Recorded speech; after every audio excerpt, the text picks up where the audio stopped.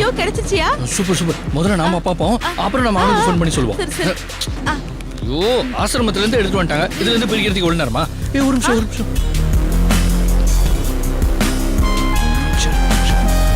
யோ விடியா, அவங்கள ஹாஸ்பிடல் போயிட்டாங்க. அதெல்லாம் ஒண்ணும் பிரச்சனை இல்ல. இரு ஒரு நிமிஷம். வர மாதிரி இருக்கு. வா போயிடலாம் வா. யோ அதெல்லாம் ஒண்ணும் இல்லையா? போயிடலாம் வா. யோ போட்டோயா? வா.